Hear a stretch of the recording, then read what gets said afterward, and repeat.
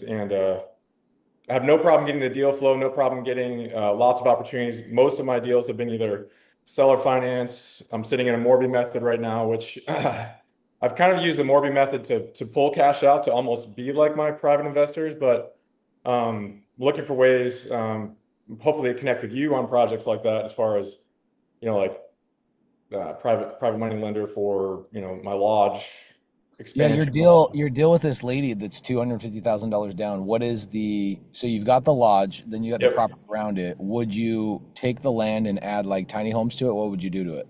Yeah, so it goes from about 5 acres to 18 acres. And in the town that I'm in, it's a big resort town and not a whole lot of private property available here.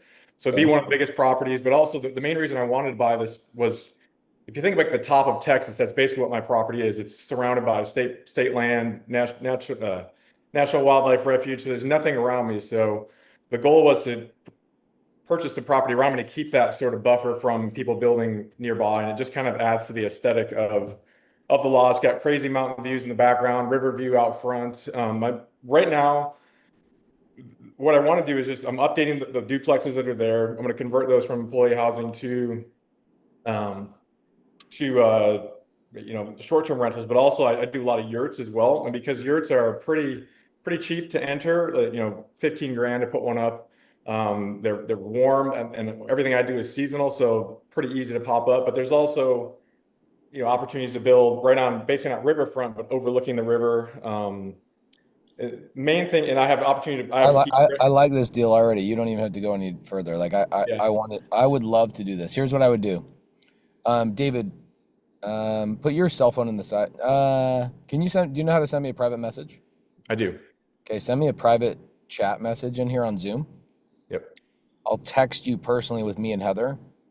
I'd love to do a deal with you like that where I bring the money. I also can fill up most of the land with tiny homes as well Yeah. and like make them really tricked out and make them look really cool, kind of feel like a fish lodge or, Alaska vibe, and we could customize them. I can get them paid for by outside investors Yeah. and we could fill that freaking thing up so fast. Yeah. I I would mean, love to do that deal. What's the structure of the purchase? so it's interest only for now. And the main thing is trying to, I qualify for a really good business loan through my bank. But the problem is that I didn't want to they asked for all their financials. And I'm like, I just don't want to put an investor through that process. So I was like, hey, it's been 2.5 years. You love me. I love you. Can you just seller finance this and we'll figure it out? And she's super savvy. She's awesome. She's also invested in huge like film production type stuff with like Teton gravity research, and she's into like skiing, things like that, which I do want to expand into heli skiing down the road, but that's a whole nother conversation. So the main thing is just to lock it up, get it into my name, and then I can convert it, whether it's through other investors or just refinance her out. But yeah, it's been, and I actually had a business partnership that fell through, and so it was like 2.5 years of like it was really difficult because I thought I was going to kind of lose it all, and then I was able to kind of come out of that, and that's a whole nother kind of cool story. But so now, kind of emerging out of that, my fishing business has grown to be about $1 million a year in revenue. I've got a chance to buy another fishing business that has a lodge, 9 cabins on that lodge property, but also it's overlooking the bluff, looking at volcanoes and that kind of thing. They've got like probably 300,000 plus of equipment. Actually, no more than that, about 1.5 million of With equipment. with the with by the way, David, why didn't we get a chance to chat in Anchorage? Well, I selfishly, I was trying to like connect with some folks there that I hadn't met yet. So I'm kind of in a I love that. that we were going to get a chance no matter what, and kind of as you were leaving, I was like, oh shoot, but I had seen people that I hadn't seen in years, met people that I hadn't met yet, but also there were some folks down on the Kenai Peninsula where I'm at that I was interested in just kind of connecting with, and so I selfishly was connecting with those folks, but yeah. Yeah, you met with probably the excavator guy, right? Oh yeah, yeah, yep. Yeah, super cool guy. Yeah, the Alaska meetup was really cool. Did you end up seeing the YouTube video I made? I did, yeah, yeah, for sure. I told my team, I was like, be really nice because I don't want people in Alaska thinking I hate them. It was No, interesting. there's definitely some logistical issues, I think, in Alaska, but it is a really small market. So it's one of those things where it's competitive to the point where you almost feel like you miss out on things. But I'm not really in the gobble up type business. I'm more in the boutique, really nice properties that are going to sit for a while, or businesses are going to sit for a while, that I know that the only people that are going to buy those are people that know like what they're actually going to do with that. So I'm not that competitive as far as, it has been a little bit harder to connect, but I think a lot of it is just, and I'm connected with like Jesse and all the SubTo leaders up here. But it's a matter of we're all kind of doing our own thing, and not Of a bad course, thing. yeah. Busy, Yeah, and I get that. And it was actually one of the things I was going to talk about today. So it's great that like you came in here and brought this up.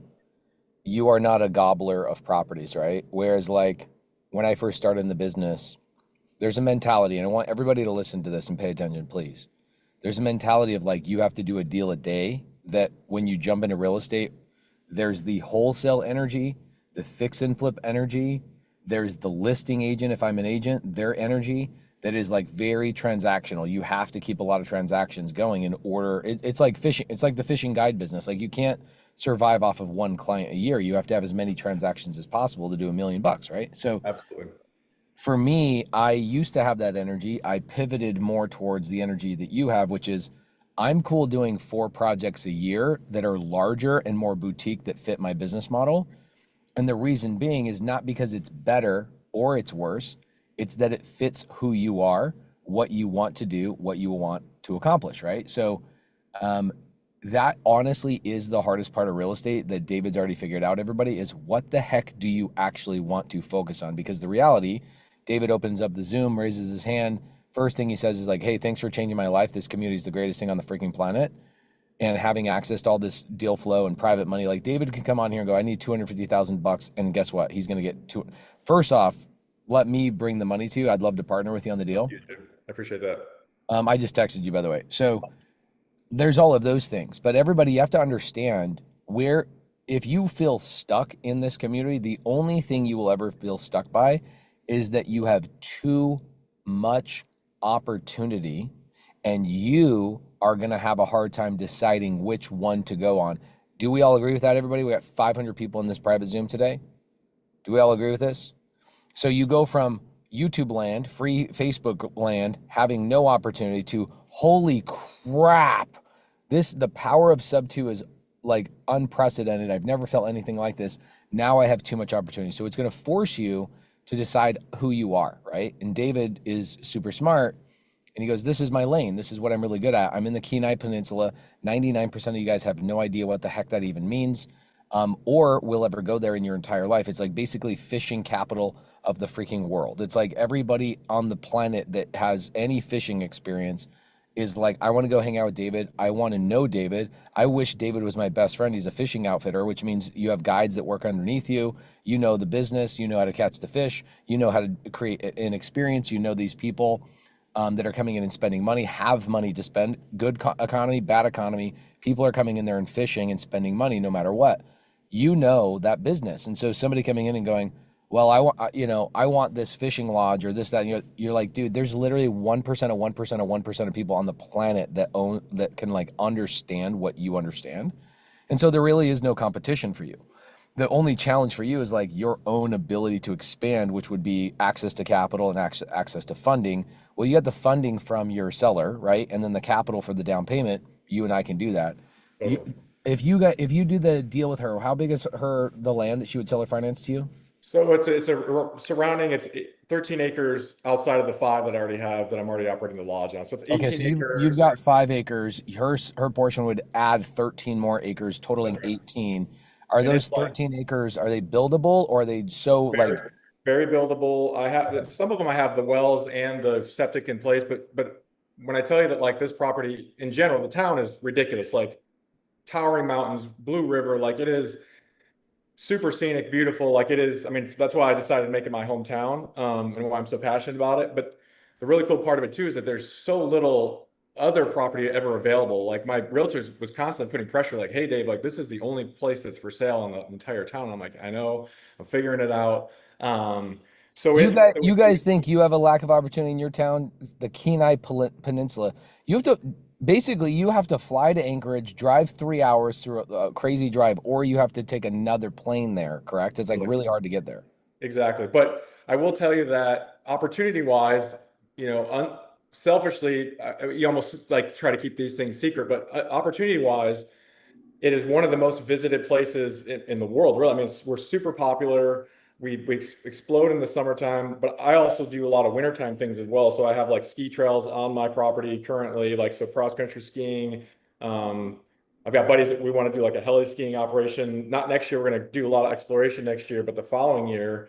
But things like I've had tons of opportunities to buy businesses. So the business I'm looking at right now, it's a little overpriced, but it comes with a lodge, has full staff in place. It's 3 million in revenue, about 1 million profit. But it would make my business, my fishing business, probably one of the biggest, if not the biggest, in my region. I've got the guides. I'm professionalizing my business now, where I have an operations manager. I have people even helping with social media stuff. I've got administrative people. I'm ready to kind of Dave, are you pick off friends people with more. are you friends with my buddy Bill Fisher up there in Anchorage? I know Bill. We haven't spent much time chatting, but I know of Bill. We chatted a little bit. Yep. He's freaking great, dude. He just popped up in the side chat and he's like, Dave, let's connect. Bill. Dave, what do you need on those projects? Like, how can I help you or other people jump on those deals and help you fund them? So the biggest, I think the biggest thing selfishly yeah, as a man, yep. I don't even care if it makes money. I want to own a fishing lodge. Well, that's huge. So my core role and what I want to kind of do generally is I'm stepping away a little bit from the physical on the water fishing, because I've always thought like, okay, if I ever physically can't guide or just don't want to guide, what do I have, right? And most guides are like handyman. They have a truck, some tools, and a few clients, right? I wanted to have something. If I got injured and couldn't do anything, how can I live? So really what happens is people call, they book a fishing trip, and then they're like, where do I stay? So I've always either been saying, hey, go over here, hey, go over there. So I started, and actually that's how I found you, was I saw this lodge and I kept looking at it like, how the hell do people buy these things? How do people buy $1.5 million lodge? And what ended up happening, and we can go into this later, one of my fishing guides was like, hey, my dad will lend us the money. It's 4% interest. You want to do it? And I was like, well, I mean, yeah, but what do I got to give up? So I had to give up 50% ownership, but in reality, that saved me probably 1.5 million in interest. And now I'm the sole owner of that property, and they're just the lender, which is amazing. But my general goal is to own properties along people's travel routes, so that when I do put together people's fishing trips, it really becomes like I'm a travel agent. Like, hey, stop and stay at my place in Anchorage, stay in my place in Seward, stay in my place in Cooper Landing, stay in my place in Homer. And the interesting thing is the way I come across these deals, it's a lot of just like relationship based. So like I had a lady that I go to the dog park and she's selling her house. And I was like, well, hey, I can probably get you, probably through a Morby method, I can get you about 100, selfishly, I can get you about 100,000 in your pocket, because she was going to go try to get a home equity loan on her current property. And I said, well, if I can get you that money and I can refinance you out in a few years, would you do that? And she's like, yeah, of course there's an agent in between, but it's pretty much a done deal. And then another lodge that they emailed me before they listed it, and I went to go look at it. It's amazing. This is in Seward. And now they're hounding me because they know that I'm very serious, and I'm basically working with like DSCR lenders. I mean, the main thing is I can get these deals locked up fairly easily. It's just a matter of bringing in the private money to kind of complete the transactions, basically. And with this, You will not have that problem, brother. You coming on here, raising your hand. It was interesting. Oh my gosh. This kind of proves my point on the Alaska video, by the way. I don't know if you actually watched the whole thing. Oh yeah. Oh yeah. It's so interesting, like how Alaska worked out was Iowa and Nebraska, Fargo, and South Dakota are all very similar in the sense that in a large group, people don't want to share what they're doing. But then I pair them off and they will tell me, oh my gosh, I got this, I got this, I got this, I got this, I got this. I'm like, why didn't you bring that up to the group? Oh, I didn't want to bother anybody. It was actually the thought process. The thought process wasn't like, I don't want to share it. It was that people don't want to bother the rest of the group with their question. Like, they're so freaking nice that they think their question doesn't provide value to anybody else. And so they're like, well, I'll just wait until Pace is private in the hallway. And I'm like, dude, we could have structured that deal right there in front of everybody. They all would have gotten value. I'll give you a good example. So once it clicked for Fargo, we had a kid named Dawson go, well, I do have a wholesale deal under contract. I'm like, I just asked everybody an hour ago, do you have anything? And all of a sudden, magically, did you get a contract in the last 59 minutes? He's like, no, I've had it. I just didn't want to bother anybody with telling people I had a wholesale deal. I'm like, what the, you Yep. know? Oh And yeah. same thing with you, Dave. You were in the room when I'm like, who has stuff working on? And Dave's hands are glued to his side, doesn't raise his hand whatsoever. But Yep. then Dave comes into a private Zoom. He's like, hey, I need $250,000 for this. I need this, and this. Bro, I like consider the money done. Like, let's put the deals together. There's a bunch of people also. I saw Nancy Heckle in here. And how many dudes in here want to all chip in and like be a smart part owner for like the coolest fishing lodge in all of Alaska? The thing is, though, Dave won't let you be an owner of any fishing lodge with him or a lender unless you grow a beard longer than his beard. And so hopefully, you guys can grow some thick ass Alaskan freaking beard. Look at his thing. It looks like sandpaper, dude. Your beard is thick. So anyway, what was There you interesting go. is like with Dawson, the wholesaler in Fargo, he goes, well, I have this deal. I don't know what to do with it. I need to sell it. Chris Neer, who's the leader of Fargo, is like, oh, that's not a great deal. And I go, Chris, why don't you call a seller for him tomorrow, structure the deal? Chris calls a seller the next day, takes it from a cash deal to a novation deal, converts the deal, makes the deal work. And this kid is just like, oh my gosh, why didn't I speak up earlier? I was like, well, I think you didn't want to burden people with your question or whatnot. So anyway, I plan on coming out to most of your Pacific Northwest meetups, mostly to connect some of the folks that I've been like guides that work for me, but folks that work for me that I want to kind of introduce because that's another thing that I'm passionate about too. And this is something that hopefully people will learn. The more they're in business, the more money you make, the more, and this is kind of cliche, but the more you can kind of help folks. And what I've realized is, and I was watching one of your videos last night. This is something my grandfather told me like 13 when I was like 13 years old. Is, like when you're not like speaking up for yourself, like closed mouths don't get fed. And that wasn't like the key, but it was more like, yeah, I'm an idiot for not because I have the luxury of having like 6 months off. So this is kind of the time where I sort of reinvent myself and I come out of the winter and people are like, how the hell did he buy a lodge? How the hell did he grow from him in a truck to now he's got like 10 guides and now he's trying to buy this other business. He's got a lodge. What the hell? You know, so this whole time I have off, my business has afforded me the freedom to have that time off, but also um, through the course of building this business and iterations, I've kind of found exactly what I want to do. And that's why I'm so passionate about it. That's why I raised my hand today because I said, you got to shoot your shot and, go for it. But the most interesting thing about this community is that it makes anything that seems impossible possible. Because when I was looking at that logic originally, I was like, how do people do this? And my first experience with real estate personally was like, I told myself I was never going to own a house, right? I just knew it, right? So I went to get a mortgage and it was a $300,000 house. And I probably brought in at that time 500 grand and my monthly bills were like, 10 grand a month, whatever it was. And I'm like, I can't afford a $2,000 a month payment. Like, what do you tell me I can't afford that? So it kind of like discouraged me. And I was like, what is going on? So as soon as I found your content and realized that like the private money was sitting, a fishing guide that worked for me had the money.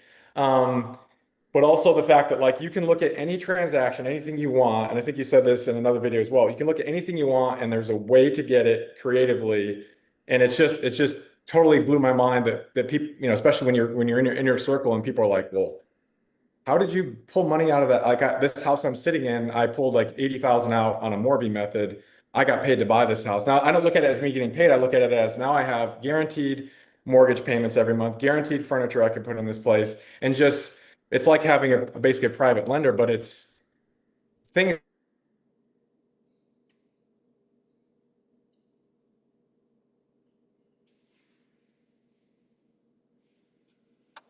is he frozen or am I frozen?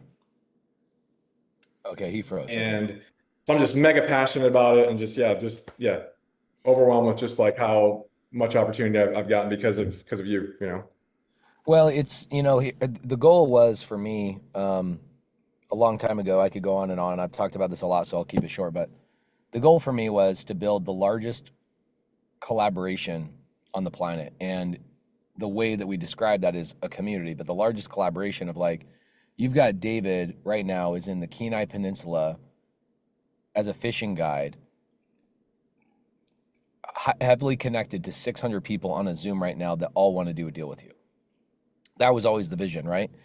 Like, okay, courses are great, mentorships are great. I love them. I invest in those myself, but that's not what I wanted to build. And the number one thing I thought was, if I'm going to build this, this is 2017, 2018. If I'm going to build this, what I have to do is attract highly badass people that also want to help build that same collaboration nationwide, worldwide. I didn't have the dream, sadly. I couldn't envision this properly. I didn't have the dream of 29 countries, which we're currently in as well. I didn't think that big. I just thought North America. And now here we are, 29 countries. I watch people in Israel buy deals in Atlanta and get their partners from Florida. I watch people from Florida get their partners from, South Africa to buy a deal in North Carolina. Today, specifically, one of my good friends, Adam Catledge, 250-year reunion for the Marine Corps today, by the way. Adam Catledge, thank you for your service, brother. Um, Adam Catledge flew into Iowa today to sign a deal with me, our 24-plex that we're buying, 0% seller finance.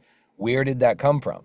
It came from me teaching bird dogging, bringing people into the community. A bird dog, Robin Schwarnenberger, brings Adam a 24-plex. Adam negotiates the 24-plex. I help push private money to the 24-plex. My team will help manage and do all of those types of things. Think about that. She's in Oklahoma. I don't know where Adam is. He's been my friend for years. He just travels all the time. I think I do. Adam, where are you at? You're in Iowa today, but where do you live? San Diego? North Carolina? I don't know. Uh, so he's traveling around to sign a deal with me, a 24-plex. Like, how cool is it that we have a brotherhood, a sisterhood, that you can throw a deal out, get it completely funded, and then more importantly, somebody like David, who has a heart to serve, the intelligence to serve, and the ability and the experience to serve, can actually do that worldwide through these digital means. And then on top of it, think how cool it is that Dave can give people an opportunity to invest in a fishing lodge or something in the Kenai Peninsula. Where else? Dude, as a dude, I want to be able to go around. People go, "What do you do for a living?" "Oh, nothing much. I just own a fishing lodge in the Kenai Peninsula." Pretty much, yeah. Like, I don't even care about telling people I have 2,000 doors and I do all these other things. Like, I own a fishing lodge, bro. What do you do? Name something cooler than Yeah. my thing. It doesn't Yeah. exist. And I get to basically put smiles on people's faces. And most people that we interact with are just super happy to be here, super fun. So it's a crazy, like perfect storm of just why wouldn't I want to keep building that? And then, but also sharing that with my guys. So I have guys that have been working for me 6, 7, 8 years that I'm trying to fold into these businesses. But I realize I'm not quite at that position yet where I can give them ownership. But when you were talking the other day about phantom equity in your business, that's the perfect ladder to where people can see themselves in 5 years in my company is you're going to be part owner of whether. He's freezing, guys. Sorry. This is what happens when you're in the Kenai Peninsula. By the way, you guys should look up where the Kenai Peninsula is. Dave, if you can hear me, I'm gonna remove your spotlight just because you're freezing. Dave, I sent you a text so we can talk about that deal. Look it up. Look up the Kenai Peninsula. It's like the #1 salmon fishing place on the planet. Dude, this only highlights the Alaska story even more, which is so funny. Like, Dave has like 5 deals that he's working, right? He comes into the private community. Of course, he's like, hey, I want to do a deal. Who has it? He's going to get hammered with money. He's going to go get that deal funded like right now. But what's interesting is he was at the Alaska meetup and I was like, hey, who has a deal we can structure and talk about? And like nobody. Cyree says, does he sell salmon? No, he doesn't sell salmon. He sells the experience of catching salmon. He's a fishing guide, right? Besides men's wives and children, that is the person that makes men happier than anybody else on the planet is the fishing guide. Just FYI. Chris, what do you got for me today, brother?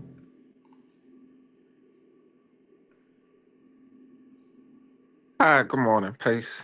Um, I just want to say I joined your SubTo community about 2 months ago. Been following you for a little while now on YouTube. Like the work that you're doing. Um, as crazy as it sounds, I don't have a Facebook or an Instagram account, so I only followed you on YouTube. So, but yeah, I finally decided to go ahead and join the SubTo community, hoping to make some deals. We can meet and make some deals Where do you live, in Chris? the future. I'm over in the Maryland area, DMV. Okay, DMV. Uh, Our DMV. Here's the. Have you met like Tech Chang and all of our leaders over in DMV yet? uh, cool. I'm sorry. So the answer is no. Okay, got it. So Chris, the most important thing that you could do right now today, and Mhm. this is what I want you to do today. I'm going to try and get you to get massive traction today. Okay. Uh, I'm going to jump on to the next person. I got to. I have only like 30 more minutes. I'm going to go through as fast as I possibly can. Chris, one, I'm going to see you on the Creative Nation tour. Yes. Two, you need to email support@subto.com right now and say connect me with my regional leader in the DMV area, and then also go and have lunch with people like Tech Chang. I won't even go on and tell you all the people. Stacy Thomas. Oh my gosh, you have so many incredible people in the DMV area. Go and connect to them ASAP. Also, we never say Pace's community in here or your community. What do we say? We say our community. This is a place where we all are contributing. There's no way that we can be the largest real estate community with doing the most amount of transactions, the most creative deals, taking over the entire country in terms of collaboration if this is mine. This is not mine. This is ours. Okay, this is our community. Dan Major, what up, brother? This question better be major, bro. Oh, I got major questions. I love it. What do you got for me? All right. Well, first, thanks for coming to Milwaukee, man. It was awesome to have you there. That was freaking crazy. 400 and I think our final count was like 421 people, and it was a lot of fun. Got a lot of people on phone calls. We just released the Milwaukee video last night, and in the opening video, I don't know if you remember the guy that picked up his backpack and walked out. Do you remember that? No, no. Oh my gosh, guys, I'm this gonna is check it out though. it's so good. Like, let me give you, let's go 10 seconds. Let me show you this. This is too good. So on the YouTube channel, we just posted this morning. We're posting like a daily vlog about this whole tour, and you can see, let's see, day 6. Okay, that was Green Bay. Okay, cool. Day 5. Okay, Milwaukee. Check this. This place is incredible. Amazing weather today. I'm gonna let you guys hear this. This is too good. I gotta share the sound. Hold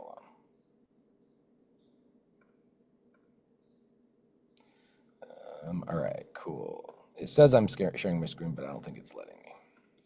Here we go. All right. Okay, if you are looking to get your first deal, be a lot of fun. Number 3.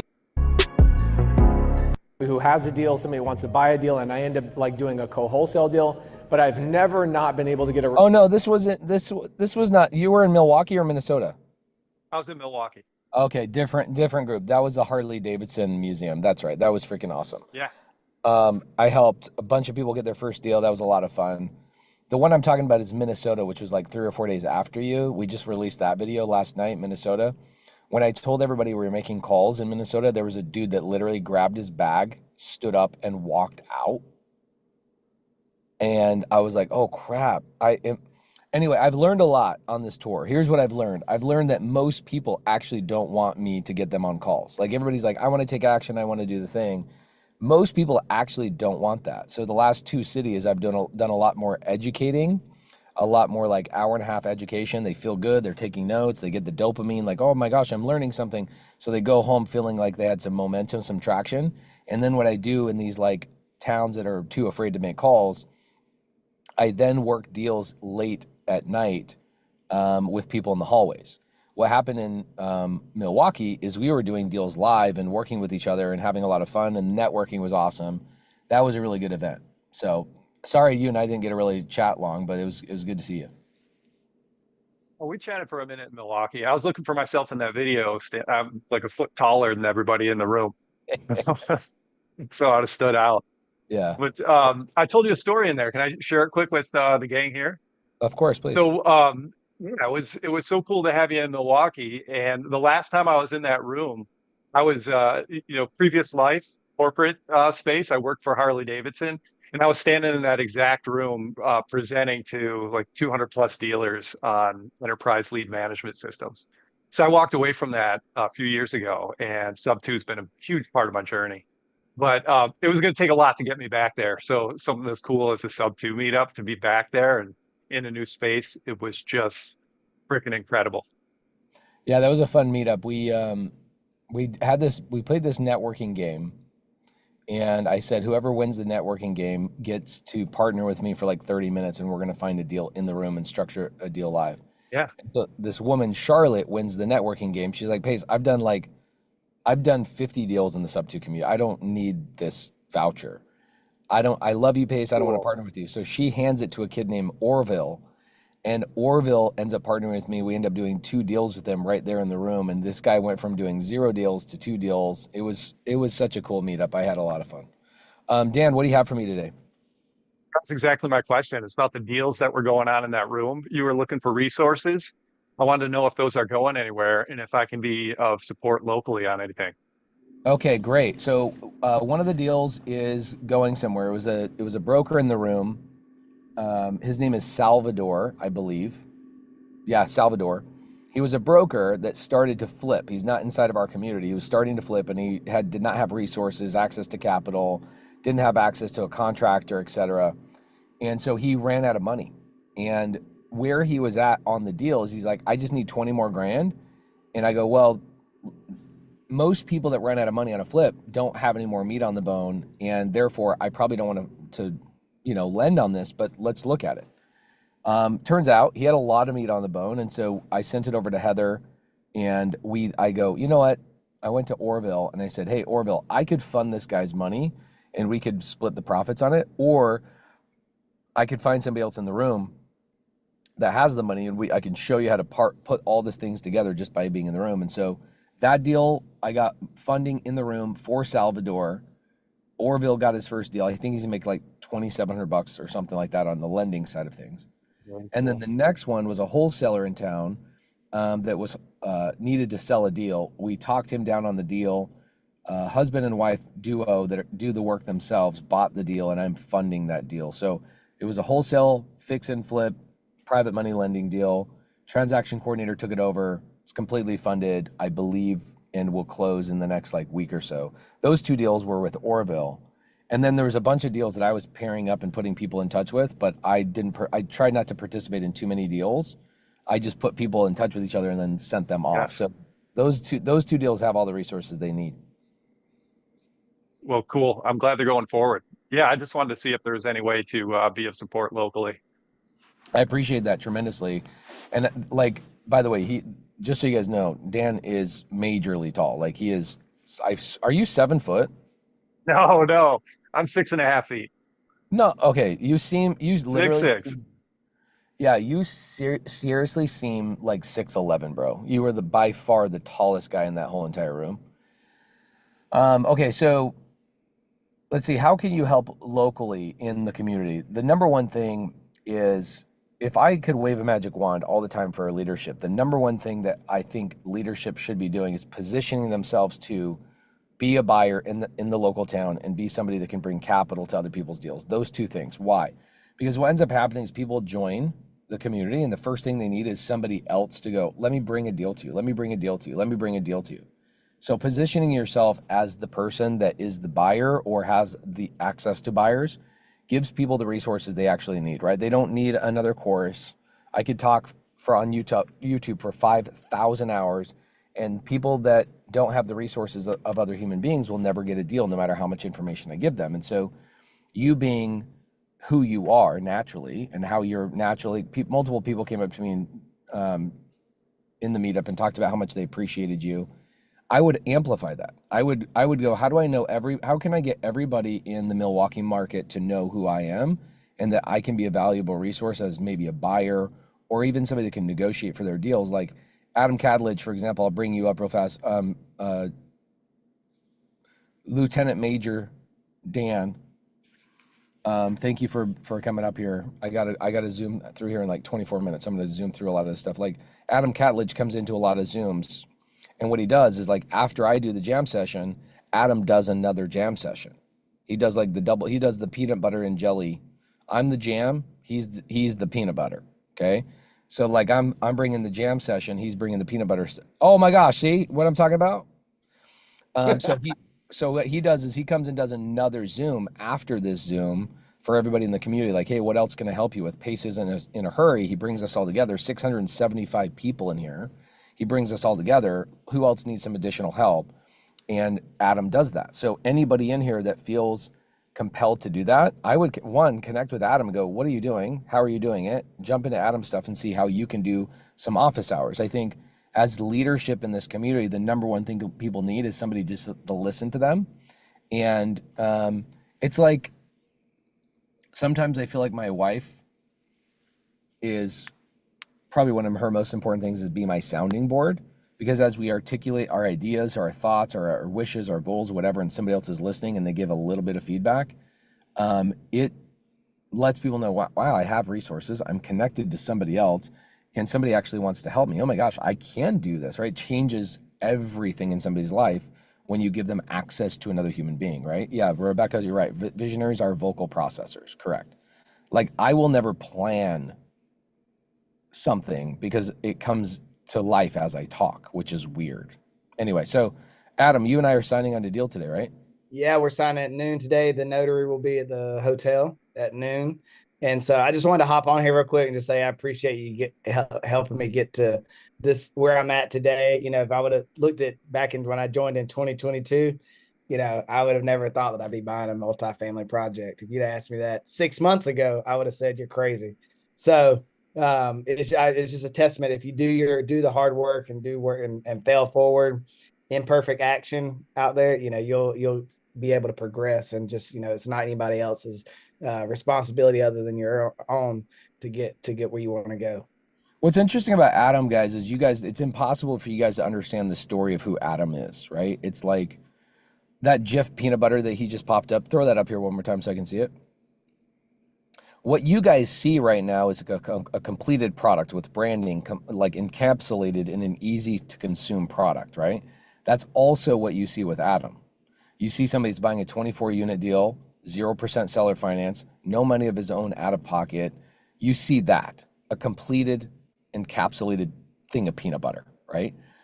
But if you go on YouTube and you type in, how does peanut butter get made? You watch how all the steps led up to that encapsulation of that product. And I've watched that with Adam. I've been friends with Adam for years since he joined the SubTo community. He's done dozens and dozens of single family deals. In fact, lives in his own SubTo house, he plays the game, right? He's done the co-living, he's done the things, he's bought businesses, he's owned the laundromats, he's done the things. And as he's evolved, so have his goals. And so his goals have started to get bigger and bigger because his ability to understand his own capabilities have also expanded. Oh my gosh, I'm capable of this. 2 years ago, I'm not capable of a 24 unit deal. I'm not capable of that. And even in his current state right now of, wow, I'm buying a 24 unit, my first large multifamily deal, and I'm going to put Section 8 and nonprofit tenants in here. This is going to expand him so much where in 2 years from now, he's going to go, remember when I thought 24 units was freaking cool? Yep. And that is the vision of this community, is that we all evolve, we all grow together. I have evolved since I met Adam. Adam has evolved since he met me. And that is what good friendships and good collaborations do for each other, is that we are all growing together so we can continually rely on each other for certain resources. I was able to be of service to Adam. One, I've been a friend of his, and, you know, put a community together that he could thrive in. He's had successful partnerships that have also split off as they've outgrown each other. He's learned all sorts of things with that you just can't. I could spend 10 hours and you still wouldn't understand how did this peanut butter become such a creamy Adam Kadlich, if that makes sense. It's impossible to convey this all to you. I just have been here for almost every single step of the way. And it's awesome to think that you literally are jumping into a deal that you're no money out of pocket, 0% seller finance. You're going to help veterans and basically people that are less fortunate. You're going to make money in the process, but more importantly, you're going to use the story to go to a 200 unit or a 300 unit, and you're going to be a big multifamily investor, bro. I'm manifesting it to the world right now. Super excited. I appreciate it. And so if anybody, just a shameless plug, I've got kicking off my first Patriot Capital Club next tomorrow. So if anybody wants to hop on, it's tomorrow night, and come join the party, and let's create some veteran, some housing for veterans, and it's just some co-living properties. It's an amazing opportunity. And it wouldn't be possible if I wouldn't have just taken the first step of taking action 3 years ago. 100%. And the other thing too is like, Adam has probably been through 20 things. I could name 5 of them probably. Adam's been through 20 things that most people would be like, yeah, real estate's not for me. Buying business is not for me. Partnership, this, that, and the other, blah, blah, blah, blah, blah. And you keep going, right? You keep doing the thing. And it's not easy. You gotta work. You gotta work through it. It's not easy. Yeah. It was like, man, I could tell you guys stories about it's not easy, but you guys have heard the old cliche. It's like, it's not easy. Choose your hard, right? It's hard to be broke. It's hard to not progress, to not have progress. It's hard to feel like you have capabilities you're not using. It's hard to feel anxiety that you're not doing enough. It's all of those things are hard. Also, learning new things, saying new words, terminologies, new relationships, partnerships, screwing a thing up that you have to fix. All of those things are hard too, but look what happens and look what the result is. So Adam Catledge, my good friend, him and I are partnering on a 24 unit deal. Let's give this man some congratulations in the side chat, guys. Okay, 690 people came in here to love on you today. And then I want to do deals with everybody in this room, so hit me up. There you go. So here's what I want you guys to understand. If you are new to this community, you did not join a mentorship, you did not buy a course. What you did is you joined a group of people that we are all together for a long time. Adam joined this community 3 years ago, okay, something like that. Look how he's evolved, and look how he is here to help lead this community. This is why it's not mine, it's ours. You get what you put into this community. You contribute, you get things out. People partner with Adam. They bring him deals. Now, the other thing I want to point out to you guys is, why do I want new people to join this community? Can I tell you why? Robin Schronenberger, who joined in June of this year, is who brought that 24 unit. She learned bird dogging. Robin learned bird dogging. She brought that deal to Adam. Adam goes, I know how to negotiate that. I've been in the community for a couple of years. Do you see how this works? Pace markets and brings new people into the community. That new person does a deal with Adam. Adam buys a 24 unit deal. So as I go out and I teach people, you guys go Pace, go, go, go. Bring new bird dogs in, bring new people in. You guys will buy those deals with them. I'll help raise capital for some of those deals, which is what I'm doing with Adam. And we all make money together. That is how this works. By the way, Robin Schronenberger, I saw her last night on a FaceTime, joined the community in June. Bird dogged a handful of deals for other people, me being one of them. Then Robin is now buying her first RV park herself. November 18th, she's closing on it. So June, July, August, September, October, November. So within 6 months, she now will own her own RV park, going from bird dogging to owning her own RV park. The difference between Robin and somebody that has not had that much progress is what? It's their willingness to take action, their willingness to network. What Robin did incredibly well is she used the resources in this community, which are the other people. What is more important? Adam Catledge, who's been in the community for 4 years, or a course? Which one's more important to you to leverage? Which one? Okay, it's kind of the same thing. Like, this is an interesting thought for people that are churchgoers. I had this thought the other day. I was watching people's comments about like why they don't go to church, and like it was a guy that flies planes on Sundays, and he was like, I don't go to church because on Sundays I get closer. Who's closer to God? Me, who's in the clouds, enjoying God's creation, or the people that are stuck in a church? And the guy was like, God's not in the church. God's in the clouds. He's in the thing. And I was like, oh, that's a good message. I like it. Like, I'm not going to hate on that message. But I go, I think you're missing, and I made a comment. I go, I think you're missing the fact that God sent his messengers to help and collaborate with you. And those are the other fellowship or the other people in church. you're missing the fact that the other, like the representation of God is your brothers and sisters and the people that you get to hang out with at the church. Like God is there. He just sent his messengers. And those are people that have figured out certain things you haven't figured out, the collaboration, right? And so that is an important aspect. There's also no reason why you can't go to church for an hour and then go fly your plane. So I don't know why you got to be like, oh, I ain't going to church. God ain't in the church. It's like, yes, he is. His messengers are in the church. So it's the same thing with us, right? It's like, well, man, I don't have a direct Pace's cell phone and I haven't done a 24-plex. Well, the reality is I've done a deal with over 7,000 people in this community, whether it's raising capital from them, bird dogging with them, fixing and flipping with them, buying big assets with them, partnering on deals. Over 7,000 people have done a deal with me in this community.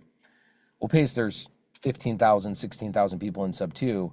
You haven't done a deal with everybody. Yeah, but I created leaders, or those creators or those leaders were attracted to this community and you have access to them, which is where the compound effect comes from. So be a smart person. When you see people like the last 3 people that came up here are all leaders. All of them are leaders. Dave is a leader. Dave is doing deals. He's like, I want to help.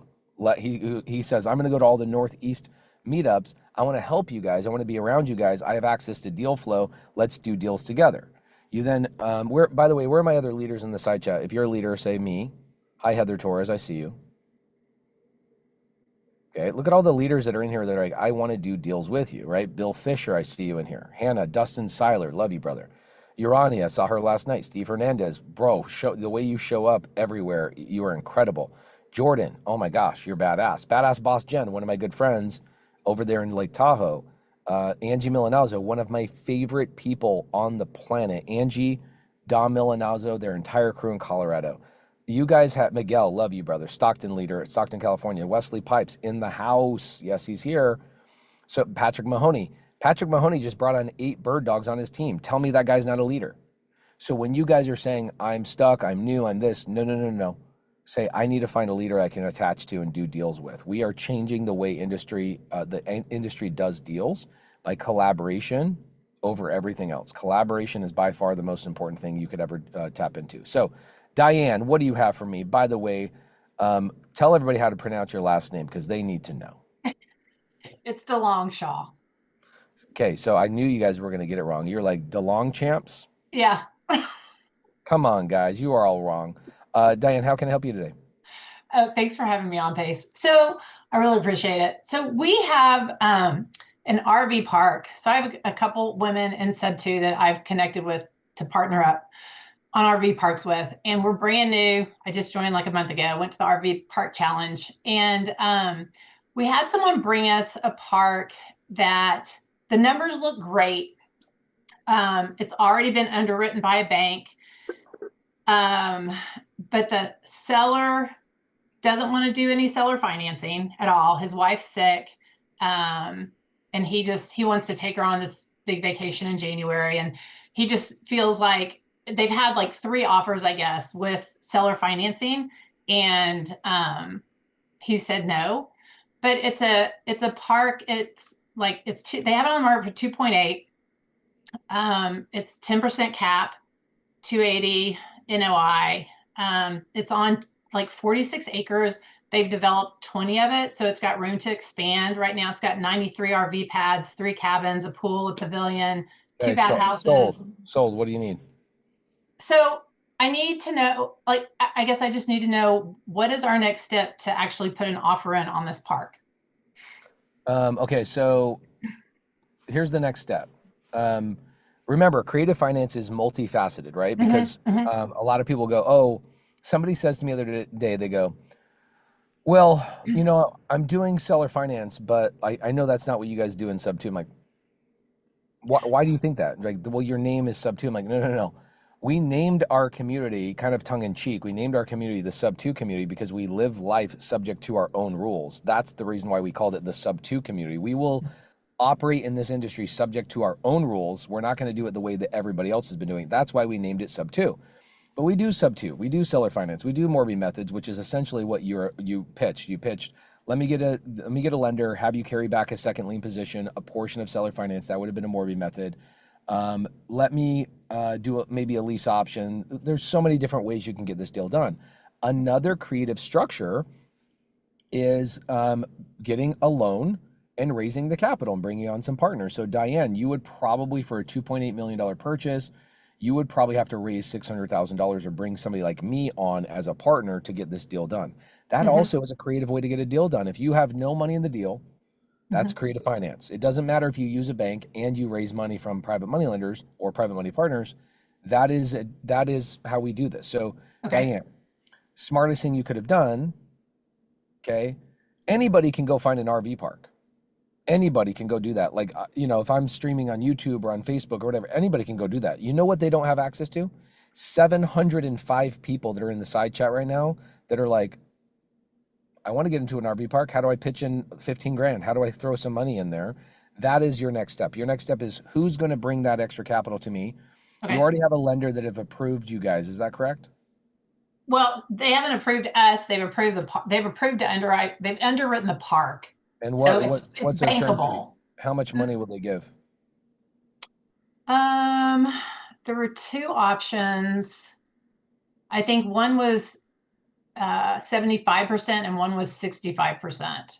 Okay, so if we go the 75% route, you're gonna have to raise somewhere like $700,000, $800,000, something like that, right? 25% of the deal. Cool. All right, so $800,000. Now, there's a couple of ways to look at this. You're a highly sophisticated lady, so here's what you're gonna have a really hard time with on your first RV park. You're gonna have a hard time giving up a significant amount of equity because you're gonna think, oh my gosh, I need to hoard a lot of equity because this is my first RV park. No. You will have so much opportunity in here. My suggestion is you go, I found the park, we've got them excited. I need a lot of capital for this deal, $750,000. I'm willing to give the majority of the equity up to stay on as a principal of the deal, get paid a little bit of money up front, and I keep some equity like 20% or something like that because I'm putting the whole deal together.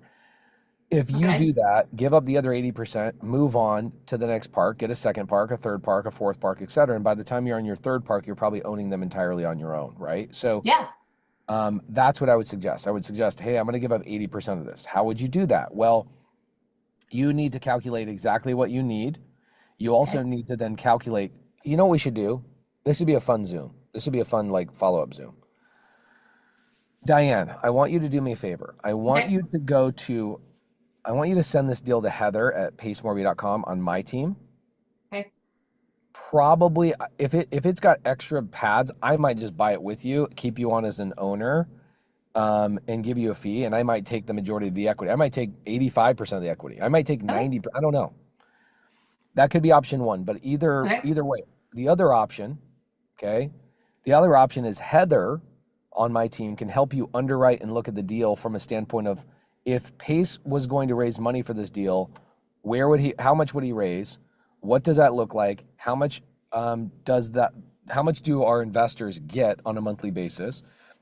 How much equity do they get? What's their time horizon of getting their money back? Why is that important for you to know? Well, obviously it's important to know those things, but it's also important to know those things because you have to go market this.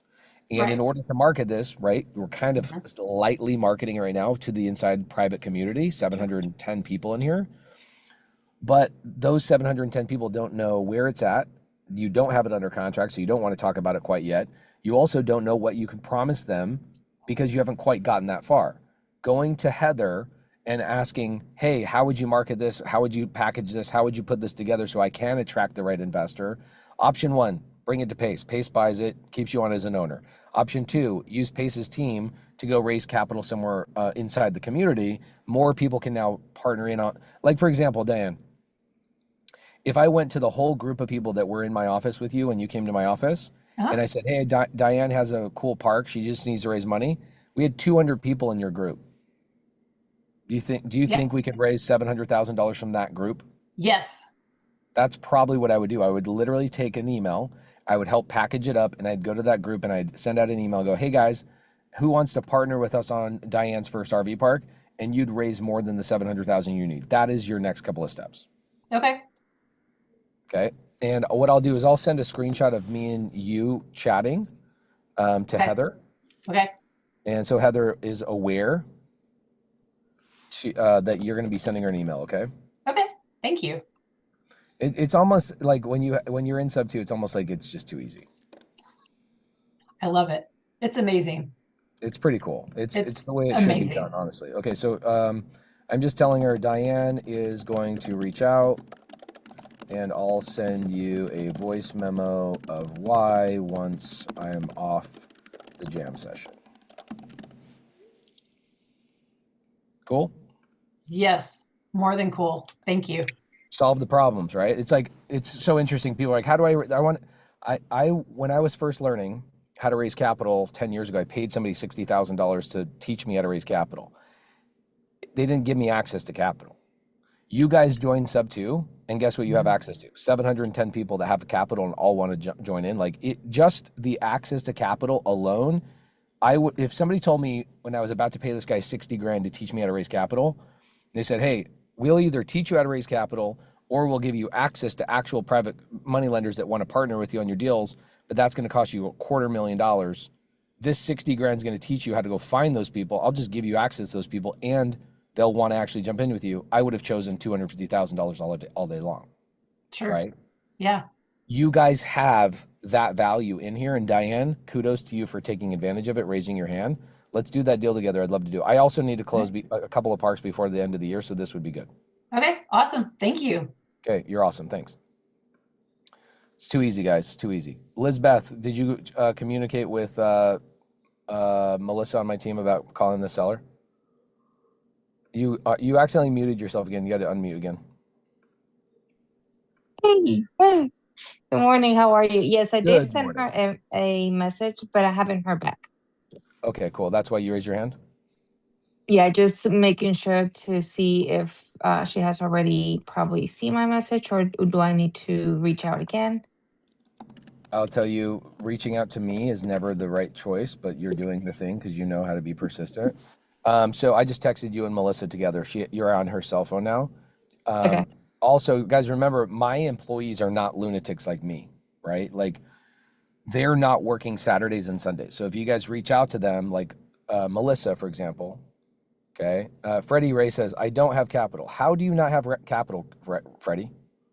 I've personally emailed you with my team to say, let me fund your deals. You have all the capital on the planet. Change the way we speak, and it changes the way things are attracted to us. I have all access to all the capital I need, okay? I have access to all the capital I need is the way you should say that, Freddie, my brother, okay? Guys, please don't send me private messages. I love you. Please don't send me private messages. Heather Torres, I'm skipping over Sean because Sean, you don't have your video on. I will only call on people who have their videos on. Heather Torres, what up, my homie? Good morning. How are you? I'm really good. You're one of my favorite people. What do you got for me today? Okay, I have 2 parks that I want to do with you. So my question though is, when I was looking through the buy box, what is your like cash flow? Because it says cash flow. I did the deal thing. I've underwritten it. We've talked them down. One is going to be a cash deal, probably. We've talked them down like $400,000 to get a cash deal out of it. The other one is seller finance, talk them down 2.5%, 8-year balloon, all the things, 3 months deferred. So that one though is a mobile home park in Oklahoma that has expansion possibility with another 8 acres. But when I underwrite it, there's not really cash. There's some cash flow, but it's not like we're banking it. It's not your $15,000. So when I'm looking at these, one, I just want to send them to you. I want to do them together and I want to buy them by the end of the year. That'd be great. But what do I look for in terms of the monthly cash flow that's like your standard when you're partnering with people? Wow. I love this question so much. Such a good question. Okay, so I kind of go after parks that I think, when I'm buying a park that cannot be expanded, I'm going to touch base on this for a second. I'll show you a park that I'm getting under contract today. I probably won't show it to you. I'll take a screenshot of it so you guys can see like the aerial view of it, and I won't have the address on it, but and I'll show you guys what I mean by this. It has cabins, has a restaurant, and it has like 15 RV pads, and the park nets $12,000 a month on day one. Yeah. Okay. If I can't retire somebody off of the cash flow, I'm not interested in that park.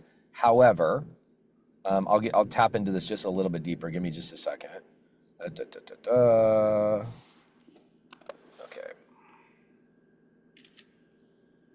What's beautiful about this beautiful game of ours, this game of real estate, is you guys can do a deal and be one and done. Like you can do one RV park if that was your motivation level.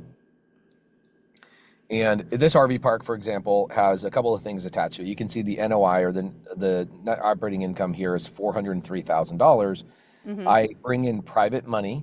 Okay, so make sure that the cash flow is paying the private money lenders. On top of that, I then have some CapEx, some extra 30 grand a year for like miscellaneous repairs and whatnot.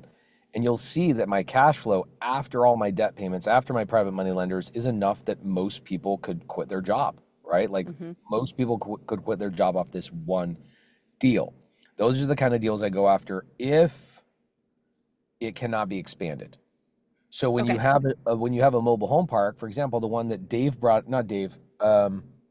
the one that Diane just brought up, why do I want to do that deal?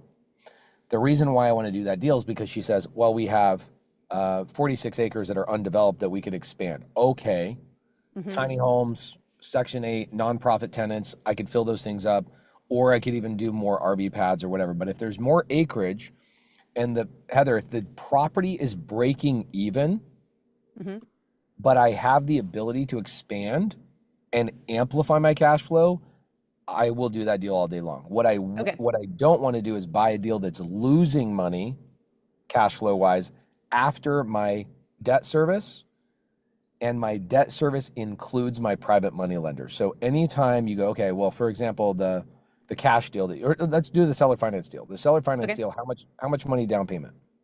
Let me pull it up really quick. It's be 30% down payment on that 1.9 purchase price. Okay, cool. So they need $600,000. 600,000. Yep. Okay, cool. So the way I look at that is if I bring in $600,000, I would go to SubTo members and I would raise that $600,000. And what I would say is I'd say, hey guys, I'll pay you 12%. So what is 12% of 600,000? I'm making a $6,000 monthly payment. So if the park can't handle that $6,000 monthly payment to those private money lenders, then it does not cash flow, if that makes sense. If it does cash flow or even break even after I service the seller finance note, after I service the private money lenders that I would bring from the community, if it breaks even, let's say, I would still buy that deal if we have the ability to expand the park, which that park sounds like it does. Is that correct? It does. Yep. And I actually qualified it as a 15% for private money lender. So there's some wiggle room in there too, because I wasn't sure what that would be because they'd be in second position to the seller finance. Correct. Yeah. So that's a park that I would do all day long. Okay. I'm going to send it to Heather. Are you friends with Heather? Who do I send it to? Yeah, Heather and I, we talk like almost every day now. Okay, cool. So yeah, I would send it to Heather and say, hey, I just chatted with Pace about this RV park. I need to buy like $10 million in RV parks before the end of the year in order to avoid taxes. Yeah. Daniel Touche, good to see you, bro. I haven't seen Daniel Touche in a couple of months. He says, would they do 650 down and no payments for 3 to 5 years? We could do this deal as a Morby method. We can preferred equity, eliminate the need for second position. Yeah, no. They wouldn't. We pitched that. The only deferred they'll do is 3 months deferred payment. So yeah.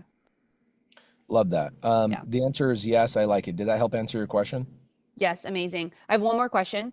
I've been asked to do a private money raise to be a partner on a deal on a really great RV park. It'll probably raise 1 million. I'm trying to figure out how I negotiate myself into those types of things. Is that like a percent? Like if I'm the capital raiser for something like that, what should I be looking for in terms of percentage wise? And then I'm obviously going to go out and market that. So, time, energy, marketing, all the things. So what's your take on that? If you're the capital raiser? Okay. So I'm going to give you a really quick answer, but then give you 3 more minutes on something that I think you would understand more than anybody else. So, by the way, guys, Heather Torres is somebody I look up to. She's like in a lot of ways a mentor of mine, and what she's been able to do in her past, she's awesome. So I'm going to use an analogy with her that will make a lot of sense to her. So the way that most people look at it is a lot of newbies, which you're not necessarily a newbie, but you're newer. You're like a couple of years in the business. Yep. You and Isaiah are doing deals, and you're cranking. You're building teams. Like you're not new, right? But when you're looking at being new of like wedging and getting ownership, what will happen is people go, give me a spreadsheet, give me exact calculation of what I need to do. I raise this much money, I get this much equity. That's not the way I do that. That's not my personality. My personality is a very short answer, and I'll give you a longer answer. Short answer is, what would get me excited about doing this? Okay. Okay. What would get me excited about doing this? Now, that's the short answer. The long answer is this. You worked for a company called Think Media. You crushed it over there. You guys were dealing with affiliates. Were there affiliates that you guys put a lot of time and energy into that did not pay you versus other affiliates that were easier and actually paid you really well? Yep. All the time, right? All and the time. what did your team naturally do? They naturally followed the one thing that was paying more and had less friction, correct? Correct. Okay, so it's the same thing for me. I look at where should I be allocating my time? I definitely shouldn't be allocating my time, number one, on, let's say, an operator you're raising money for that has a lot of friction, hard to get answers from, doesn't communicate well. Oh, this is going to be a bad affiliate relationship. Is like, if I'm going to go and affiliate for you and then my customers have a problem and you're hard to get a hold of, ooh, big problem for me, right? I'll tell you, like, Prime Corporate Services. What's interesting about Prime Corporate Services, which I affiliate for, one, people love them. They answer questions when they do have problems, which inevitably you're going to have problems in any company.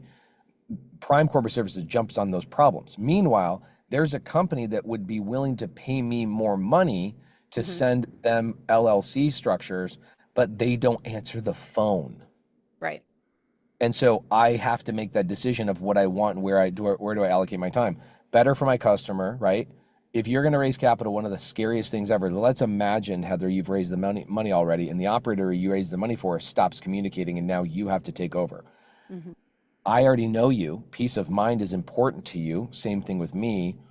This is why you guys, left where you were and came to where you are. You guys were like, we want a simpler life. We want to have a little bit more time ownership. If you go raise money for you go raise capital for an operator that's currently having a hard time communicating with them because they're busy, I would be afraid to raise that money for them. Side note, let's say just cherry on top of the advice.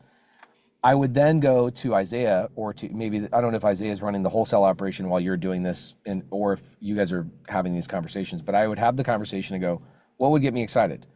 Well, 90% would get me excited, but also nobody's going to give me 90%. So what is that teeter-totter of? I think I would raise the $1 million, but I would want 15% of the project in order for me to be super excited that I have no money in the deal, but I have my marketing understanding and my ability to communicate and articulate a story about your project, convey that story to get people convinced to give me $1 million. That's a lot of work.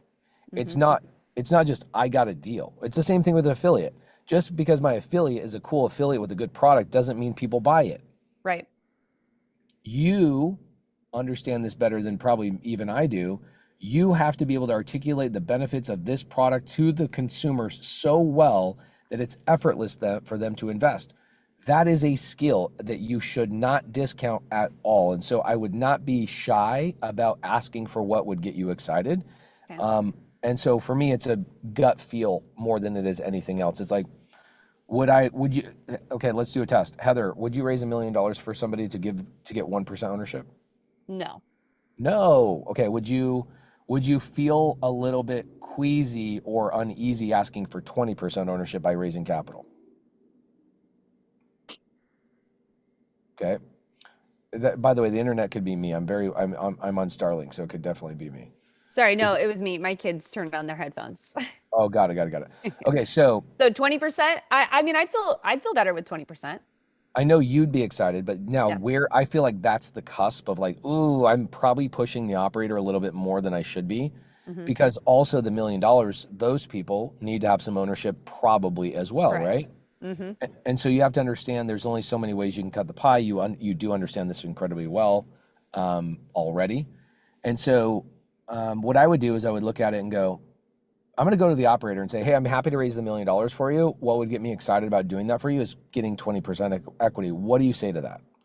Throw that on their table, see what they say. If they say, oh man, that's a little bit much. Okay, great. What could we do? Knowing that 15% would probably still get you excited. Cool. So that's what I would do. That's my gut feel, because if you're excited about a thing, you're going to do the thing. If you're not excited about it, you're not going to do the thing.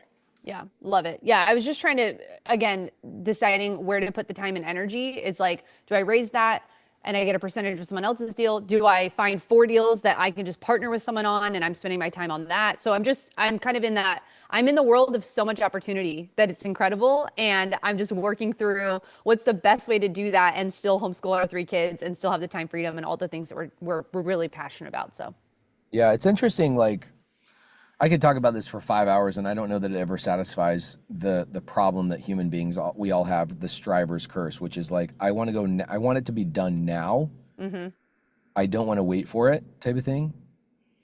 And I look at Adam Kadlich, who came up here a little bit earlier, who's been in the community for 3 years. He's done, again, probably 100 single-family creative finance deals since joining the community. He's done business buying. He's bought businesses and sold businesses. He's had partnerships that built big co-living portfolios, sold those off. He's done so many things over those 3 years just to land on the fact that I really just wanted to be doing multifamily, but it took me 3 years to realize that that's really what I wanted to do, but also be so convicted on that belief. And if you told him, I would have told, if I told Adam that 3 years ago, hey, skip all this single family, skip all this progress and human development of yourself and just jump into multifamily, sadly, he wouldn't be able to mentally put himself in a place where he could believe he could do that. He had to go through that. So what did that require? That required patience, diligence, that required consistency, obviously making money along the way, which you are also doing, right? Like you and Isaiah are doing wholesale, and you guys are doing out there doing deals and building teams, but simultaneously you're like, that's good for today money, but I want forever money. It's hard to be patient on things, even when you know you should be patient, right? so good. So good. It's so hard. It's so hard to be patient. So I would say, do it all, right, Pace? Just do it all. Just go for it. I do it all. I I love it. Me too. That's the best part. It's like, just do it all. Yeah. I do it all. And I think, you and I are probably living similar lifestyles where it's like you're juggling all the things. Like last night, this well, like RV life. Last night, Phil has this like stomach ache and, he's crying, he's wailing and all that kind of stuff. And I'm like, oh, he probably just has to fart, right? Well, we walk out into like the galley kitchen and all of a sudden there's like the largest dump I've ever seen a human being do right in the middle of the thing.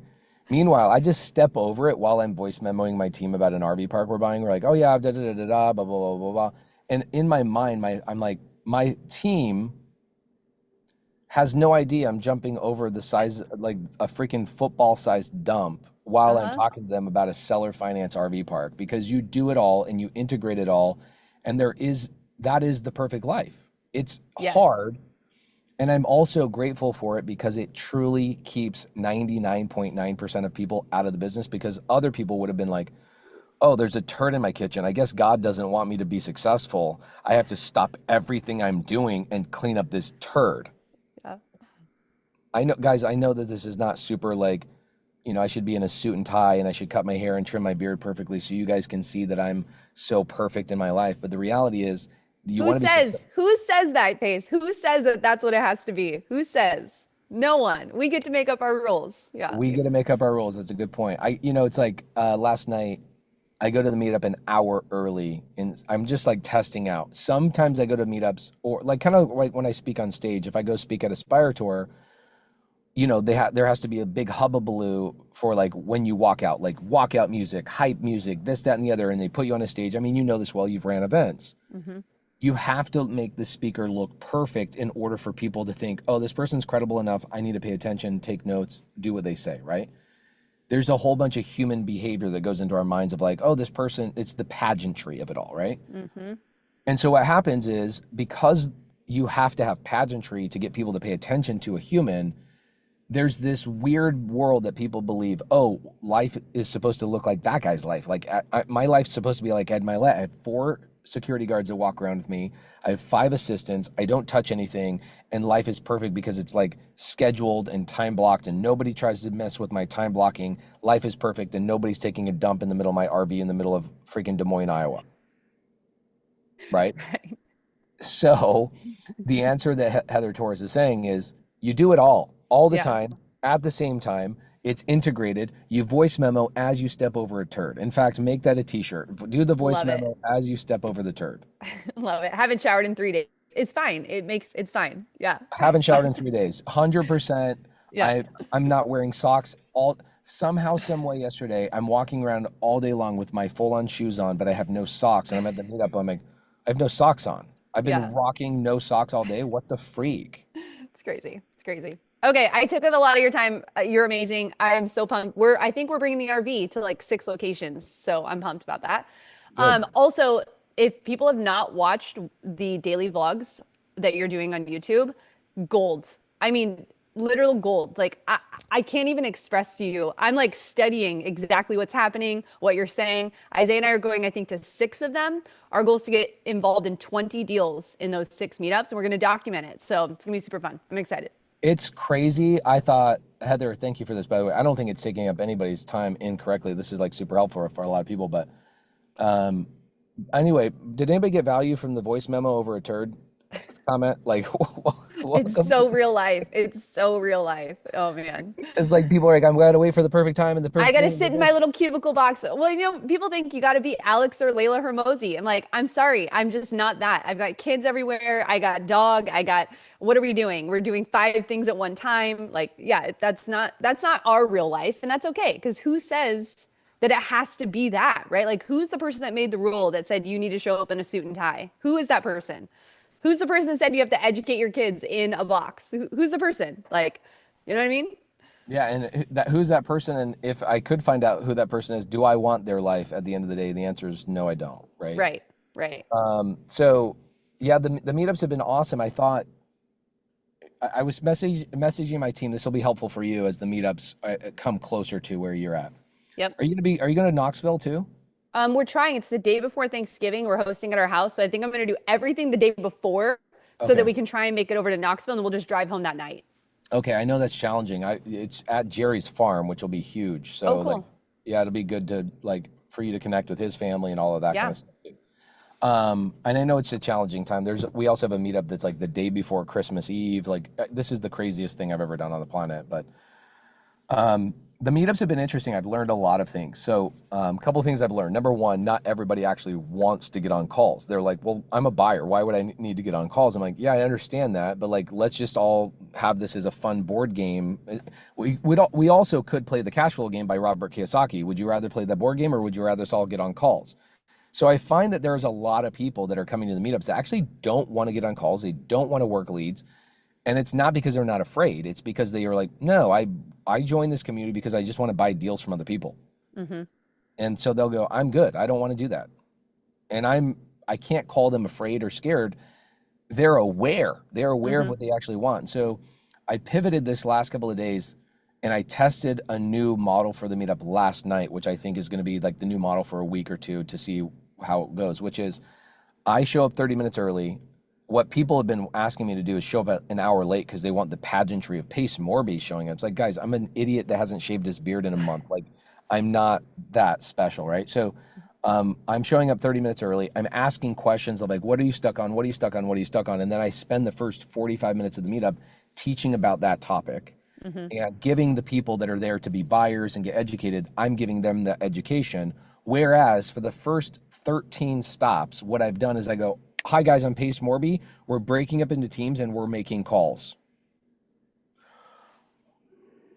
Wait, no, dude, full on. Like it's 5 o'clock. I don't want to get to 7:30 and now go, oh, it's too late to make calls and make some, like, let's get into calls. And so, yes, so I want to start the meetup like right on time. No like delay, no, hey, we're networking at the beginning. It's like, no, it's 5 o'clock. We're going to jump into questions that people have. Let's go into 45-minute deep dive on a couple of really quick things. Not even really quick things. Last night, I spent 2 hours on raising private capital for people, and somebody walked away going, oh my gosh, this was incredible. Thank you so much. Then in some of these markets, like last night, it's Sunday. I'm not going to call agents or sellers on Sunday night. I think it's disrespectful.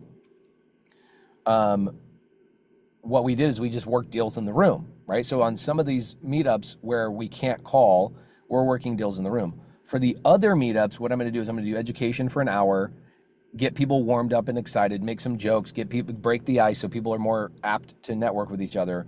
Then I'm going to split the group into 2 rooms or 2 sides. One side is I want to make my first call. I want to do the hard thing, have our SubTo leader run that side of the room. Then the other room or the other side of the room is going to be, hey, I have deals, I have money, I have resources, and I want to see if I can put a deal together right now.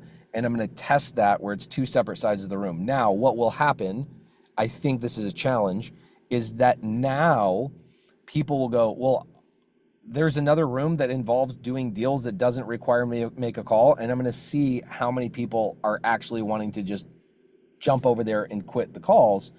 And it might be literally like 10 people want to make their first couple of calls while the other room is kind of networking and doing deals with each other. So we're going to kind of test it out and have fun with it. So I look forward to you seeing like how that all evolves. I'm excited. I'm so pumped. Watching the meetups, I'm like, guys, if you're not watching what Face is doing on YouTube, I mean, it is, you get to be a fly on the wall. You get to hear exactly how you're doing it. I'm having my kids watch it. Like, all you're doing, the last one you just did, you're like, all I'm doing is just going up to people that just need money. I'm like, yes, that's the easiest way to do it. Just go up to someone and say, what are you working on? What do you need? How can I help? And then you're like, move on. And I think when it comes to networking, people, they want to like tell you about their life. And it's like, that's not what we're here for. We are here to say like, what do you need? What do you have? What can I bring to you? And you're demonstrating it so well, and your crew's doing such a phenomenal job. And I mean, top level, like it's just so good. So if people aren't watching it, get out of the courses, watch the YouTube videos, and you can see what these meetups are really about. It's amazing. It's an interesting thought, and I'll let you go, Heather. I love you, adore you. I can't wait to see you guys. You guys are freaking awesome. It is really interesting to watch. Like, we knew the YouTube videos weren't going to get a lot of views, because what happens is people are like, well, what's in this video for me? Like, why should I watch this video? And if it's about a meetup, they go, I don't want to watch a stupid meetup. Meanwhile, there's 1,000 lessons in these meetups. And so we've been just having a lot of fun. I'll spend $960,000 on the road. And that does not include my editor's payroll and my graphic designer's payroll and other people's payroll on top of that. So we'll probably spend $1.2 million or so over the course of this tour to document and go out into the real world and do deals with people. It's a massive endeavor that my team really, not my team, but some of my business partners, like, why are you doing this? And I'm like, well, it's once in a lifetime. Like, my kids are going to get to an age I can't just uproot their lives. This is probably the last year I'll be able to do anything crazy like this, at least for this length of time, if that makes sense. In the future, I'll be able to do this stuff for like maybe a month, but definitely not 5 months. Like, being on the road for 5 months is crazy. My kids are at this perfect age where they'll remember it, but they also won't miss out on school activities and digging their roots locally into our local community. And so it is challenging, but at the same time, it is so uber rewarding to go out on these meetups. So for those of you guys that have not signed up for the meetups, we still have 89 cities to go to. I've barely touched 10% of the cities. I've already met 3,000 people in person. CreativeNationTour.com, go there, register. It's obviously completely free. And shout out to all the leaders. The leaders have been incredible. Okay. All super freaking incredible. I'm so grateful for all my friends. Like, Pace, why do you do this? Well, because I get to hang out with my friends, people I actually get to love, I love on, and I get to do deals with them. And it's so fun. And if I can help be the catalyst that brings all these people together, then God put me on this planet to do that. And if I could be that little grain of value in your life, and I have that purpose, and God put me here for this, or the universe put me here for this, let me be an instrument for good in that regard. And, watch out. And I love when people come on here, like Dave came on here at the very beginning. He was like, dude, you changed my life. Like, giving me access to these people that actually have the same heart to serve as me is honestly the greatest gift on planet Earth, because I'm sitting here doing these deals or looking at these deals, and I ask myself the question, how do I get these deals done? How do people get access to capital? Meanwhile, you just come on a Zoom and it's like boom, boom, boom, boom, boom, problem solved, problem solved, problem solved, problem solved, right? And I work hard because if I don't work hard, then the leadership, right? Leadership is top down. And if I don't work hard and I'm not going all out, then people in the community will go, oh, I guess we don't really have to work that hard. Meanwhile, when I work super hard and I'm doing what I'm doing, does it also get everybody pumped up to work a little bit harder themselves? Like, I have no excuses. If Pace is going around the whole freaking country, what excuse do I have, right? Tyler, what up, homie? What do you got for me? What is up, Pace? By the way, I love the Christmas decorations that she had up, Heather. Great job. I love it. She's killing the Christmas decoration for sure. I just had a quick question. So we got that park under contract in Texas, big 138-acre RV park, campground, and marina. However, it's the Army Corps of Engineer land. that we're leasing it from. And with the government shutdown, we've been held up in the lease transfer. Just curious if you had any experience or anybody on here had any experience with the Army Corps and how we can potentially get this thing sped up. Interesting.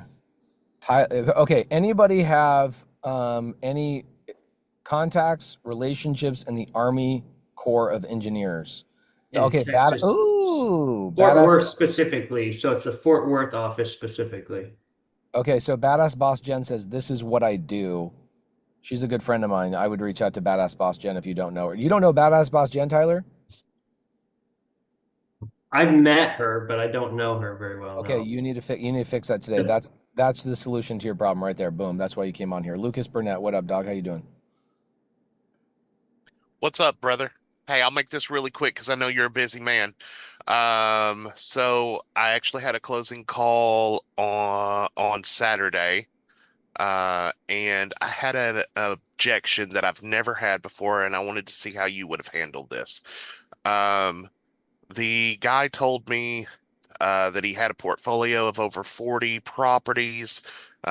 Didn't want creative because he didn't need the cash flow. He said his main problem was he had his LLC was over depreciated and he needed to make this sell to take care of that so he could start pulling draws from his LLC again. I've never experienced that before. What does that mean to you?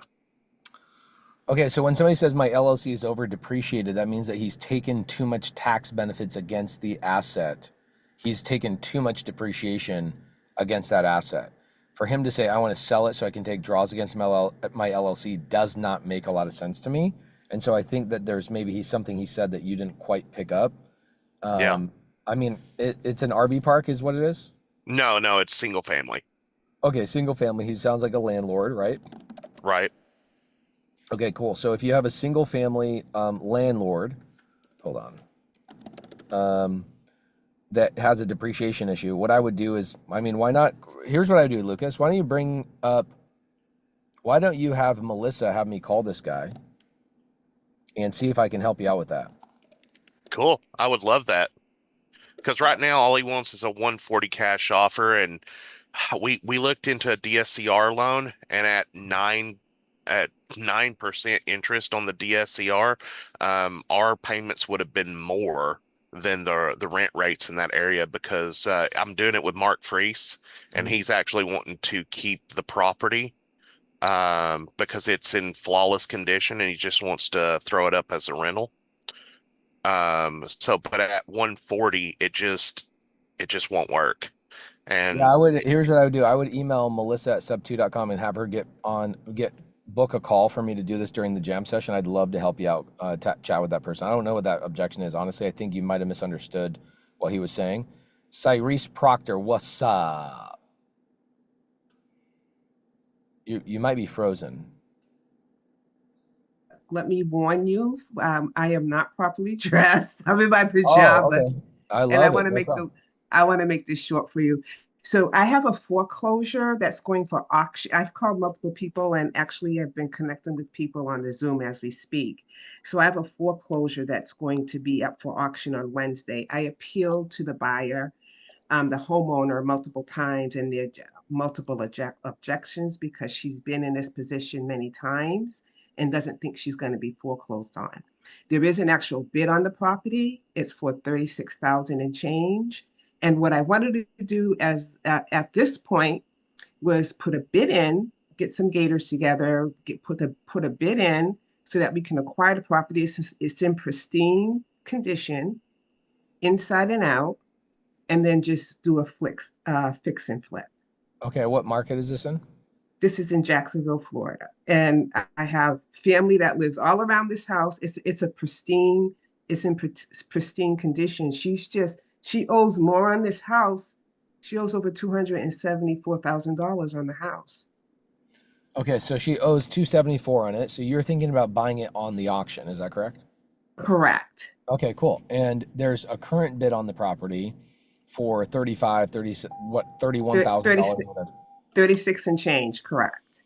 Okay, got it. And you're thinking, let me put some gators together to put an offer on the deal. Here's the challenging thing for auctions. So the thing with auctions, you have to have the cash available like when you're submitting the offer. Okay. Okay. Why? Because the auction knows like, hey, if we're going to go put this on auction, we have all these people bidding and all that kind of stuff. We don't want to sell it to somebody who says they have money and then they end up not having money and then have to bring it back to the auction. And so the auction is learned over years and years and years to make sure that they will verify you actually have the money. And a lot of times in order for them to even allow you to submit an offer on the auction, they need you to hand them a cashier's check for, let's say, $10,000 just to start the bid. Now, they're not going to take the $10,000. They're going to hold it while you're bidding. Is this on auction.com?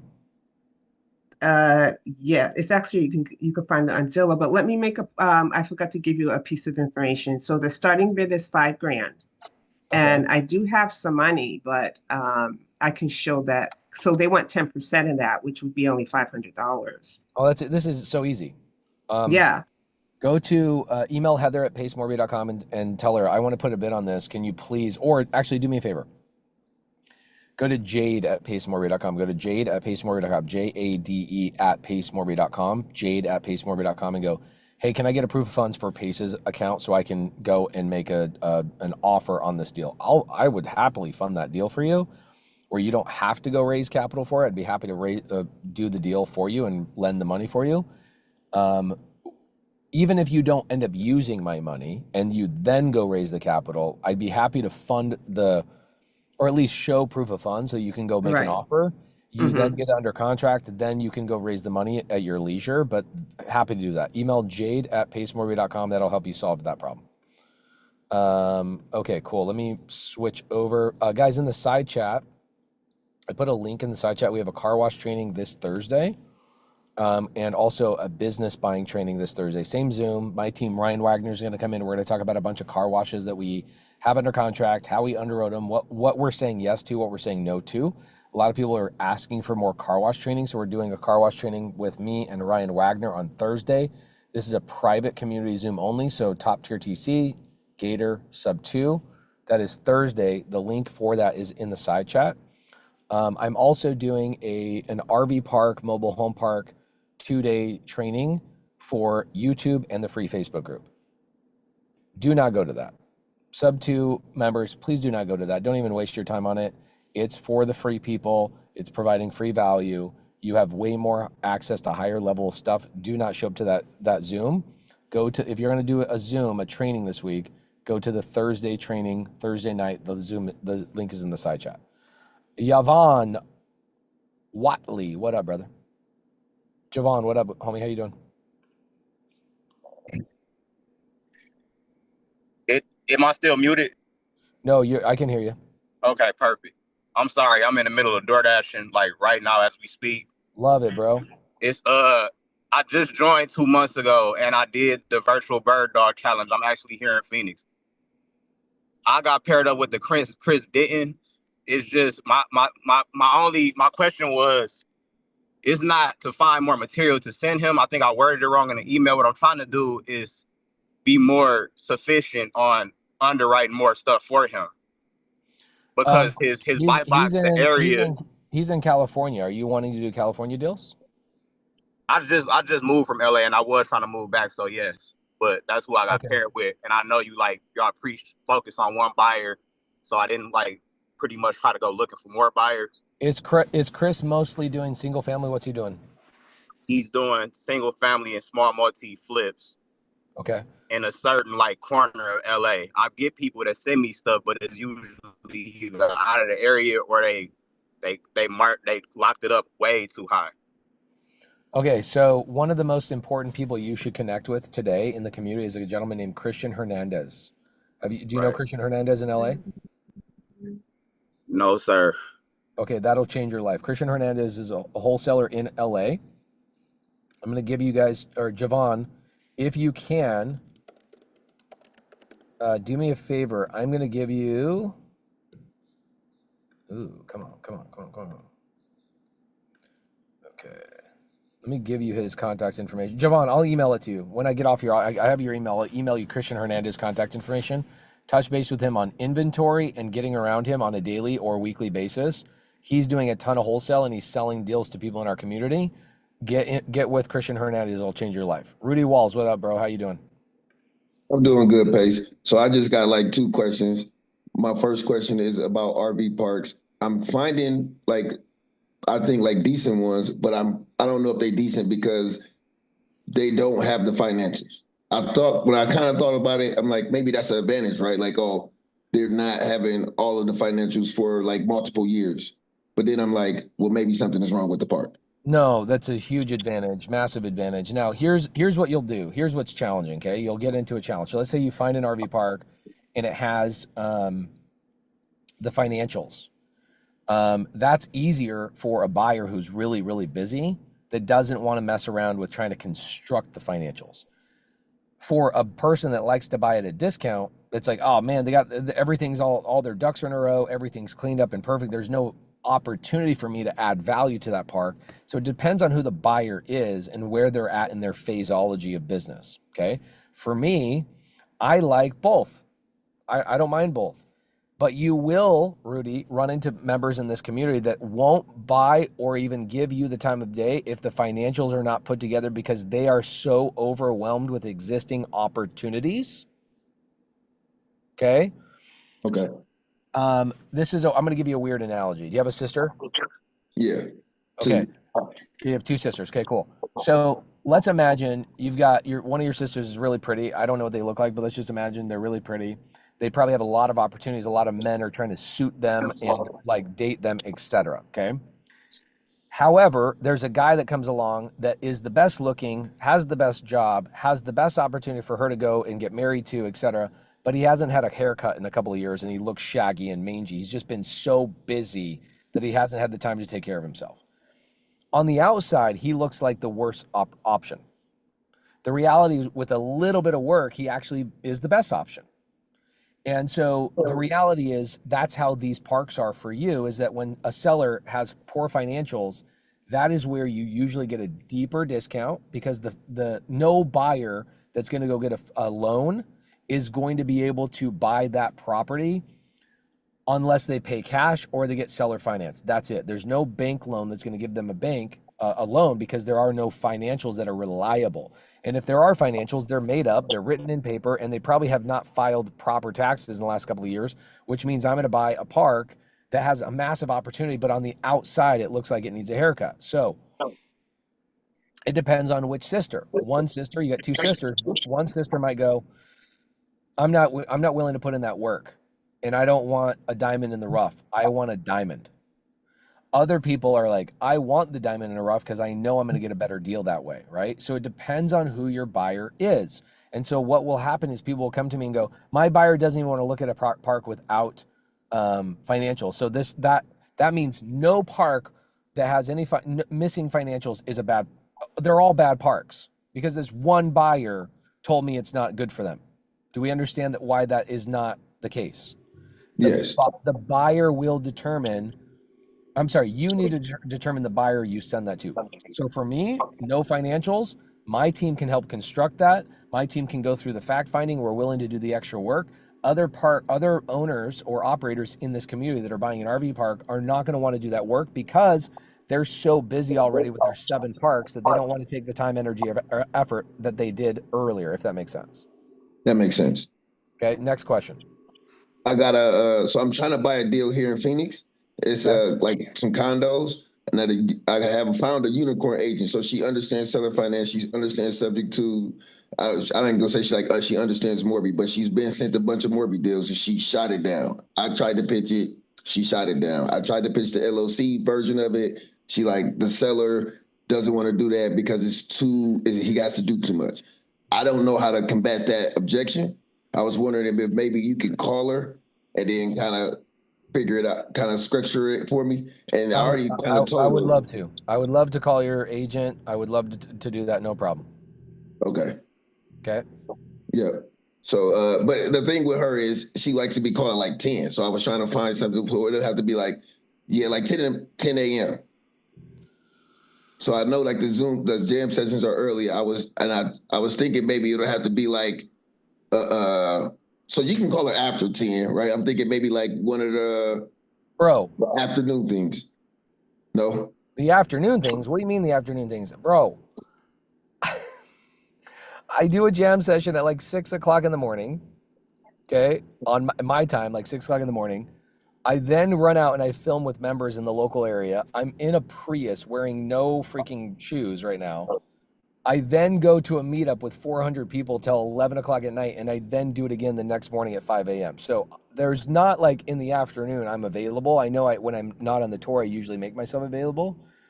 If you really need me, like Rudy, you are heavily connected with awesome. I am. But you just want me. I really think, I think I need, like, I've reached out to other members, like, and that's like high level. Sure you have. I talked to Matt. I talked to Monica had a great idea, but I think I don't know how to do private money partner. So I was kind of like, okay. And I think it's maybe a zero down seller financing deal because they all free and clear. He don't need Okay, money. Rudy, do me a favor, okay? So I'm going to be in my office this week. We have a live in-person challenge this week with 150 new SubTo members. Okay. And I'm flying home tomorrow to hang out with them for the next 3 days. Reach out to Melissa, come into the office in person. I will call that agent in person during that challenge. Reach out to Melissa, she'll help you out, okay? I am literally 42 minutes longer than I said I was going to be on this. How did this turn into a Q&A? How did we turn this into a Q&A? Bernard, what's up, brother? How you doing? Hey, Pace. It's really good to be up on here. I'm brand new. I guess since last week I joined. Love it. There it is. Okay. Yeah. So, I'm super grateful for all the knowledge the whole team, this whole family. What market are you in, brother? Where are you at? Okay, I'm in Alberta. We could tell, dog. We could tell you were from Alberta. I knew that. Do you know I'm coming to Alberta for the first time? I haven't been to Alberta, Canada in 25 years. I'm going to be there on January. Do you know the date? 2nd? January 2nd, which will be great. So you'll meet all the other Albertians, all the Calgarians. You'll meet all of them, which will be great. I'm sure you're going to come out to that meetup. How can I help you today? What can I do for you? Well, hey, look, I just wanted to come on here and say, like, hey, I'm so excited for this new journey. I've been studying real estate like 3 some years now. I'm a contractor. So I've done fix and flips, built houses, custom houses. Anyway, so I'm new. I'm wanting to dive into, I'm thinking right now wholesale. But eventually, or actually very soon, I want to start doing RV parks. And the reason why is I'm a dreamer, go-getter. So I feel like I would make good for that position, but I'm not 100% sure. Like, I have narrowed it down. Is that really what I should be doing? Since my skill on the construction side, like I have 17 years experience in construction. So I'm like, where does it put me? With RV parks, I know I haven't built that before, and yet I'm totally fine with like learning new skills. And that's exactly why I joined, right? To learn new skills, add value. I love community building. That's, so like I like contributing to the community. I'm a churchgoer. And I like to build groups, right? So, that's just, I love what you guys are doing here. Let me give you some advice. Everybody else in here, I'm going to give you all some advice. A couple of things. If you're newer, the first thing you can do is don't wonder where you should start. Just start. How do I just start? Bernard, you have a member success advisor. What I would have you do is email your member success advisor. What's their name? I forget his name. There's so many names. He's the person that spends a week. I had a call with him last week already. So. Okay, so the number one thing you should be asking him is who in Calgary should I be connecting with that's in SubTo, that has been in SubTo. Mel is one of my favorite Canadians who has bought dozens of SubTo deals. Her name is Mel. I want you to go to your MSA and go, I want to know Melissa, Mel, who is in Alberta, that I can be connected with. Why? Because when you spend time with her, you will get better. I promise you. She is virtually doing deals in America. Second thing I want you to do, Bernard, this week is I want you to join a team where you are doing lead follow-up, you're orbiting, you're underwriting, whatever it is, you can join a team as fast as possible. Okay. You want to join a team as fast as possible. What will happen is if you sit there and you go, well, I don't know where I should land and what I should do. We both agree, Bernard, you're in construction. If you hired somebody to work on your construction crew and they sat there and they only waited for instruction, you would want to fire them, correct? Absolutely. Okay, so do not wait for instruction. What I would do is I would imagine we're on a job site right now. I would do anything I possibly can. Pick up trash, clean up the job site, organize the cords, put equipment away where it needs to be. Notice that this guy keeps going back and forth to pick up 2x4s. And why is he having to do that? Let me jump in and do that. Literally do anything you can to help somebody else in their existing business right now is the best way for you to find your spot. So Mel is a good person to reach out to. Another person to reach out to, you want to jump into RV parks and you want to join a team, Reza, R-E-Z-A. Look up Reza. Just go into the Facebook group, type in Reza, his name will pop up. Go to your MSA, say, can you connect me with Mel? She's a Canadian that's doing deals virtually. Those two people will change your life right out of the gate. Join Reza's team or join Melissa's team or Mel's team, and that will 100% change your life. And then I will see you quick. I usually don't go so fast on questions, but I'm 46 minutes later than I said I was going to be, and I don't want to not answer, and I don't want to not help you, especially on a bonus Zoom. Like I'm doing these Zooms every day, which is lunacy. I do want to help you. And Bernard, here's another tip I would do. Put your contact information in the side chat right now and be like, hey, I want to join somebody's team. I'm a hardworking dude. I already own a business. I'm doing the things. I can give somebody an hour a day of my life. Do that in the side chat right now, and somebody will bring you on their team. I promise you that will happen. Somebody in the side, we got 600 people in here. One of the Owners Club members or somebody else in here would absolutely help you out. Okay, a couple of things. Number one, if you are on YouTube right now, I live stream this. I'm live streaming these like jam sessions I'm doing as bonuses for my community. I've got 600, 700 people, 800 people in these jam sessions every morning in the private community. If you are on YouTube right now and you are in our private community, just come over on the Zoom so you can be in the side chat networking and doing deals with people. If you are on YouTube, I gave you guys a link to an RV park and a mobile home park training I'm doing tomorrow and Wednesday. If you are in our community, SubTo, Gator, Top Tier TC, if you are in our community, do not go to that training. That training is for people that need basic information on RV parks, mobile home parks. That's tomorrow and the next day. That link is in the side chat in YouTube. If you are in SubTo, Gator, Top Tier TC, the one training you should show up to this week is the car wash training on how to do car washes with creative finance. That link is in the Zoom side chat. We are also doing a pairing party this week for anybody that has a Squad Up Summit ticket. If you are trying to be on somebody's team, work live leads. If you have a Squad Up Summit ticket, I think we have 1,000 people have already bought a Squad Up Summit ticket. 1,000 people are going to be invited to a couple of pairing parties, meaning we're going to pair you up on teams. We're going to give you guys leads. We're going to do a whole bunch of really, really cool, fun things next week. Get yourself a Squad Up Summit ticket now so that you can be in that group. And that group will start sometime next week. We will be pairing you guys up together. Let's see.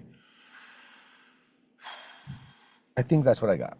I'm 49 minutes late to my day, and I got a crazy day. If you guys have questions I didn't touch base on, email me, pacejmorby@me.com. Niraj, Monica, Irina, Andrew, Becky, email me, pacejmorby@me.com. I already spent I'm doing these every day, 2 hours every day. Email me if you need my help, pacejmorby@me.com. I will see you guys tomorrow for the jam sessions. Come back in here every day. I want to get our community to 1,000 people a day in here. Come in here every day. Tomorrow, I'm going to be teaching you guys something really cool. So come in here tomorrow. And I will be actually back in home in Arizona tomorrow, which will be cool. So I'll be back in my studio with good audio and my whiteboard. And I've been craving my whiteboard so I can teach you guys something. So I will see you guys tomorrow. I will be in Arizona for the next 4 days for my son's birthday. And then I'm back on the road in St. Louis, Missouri. See you guys soon.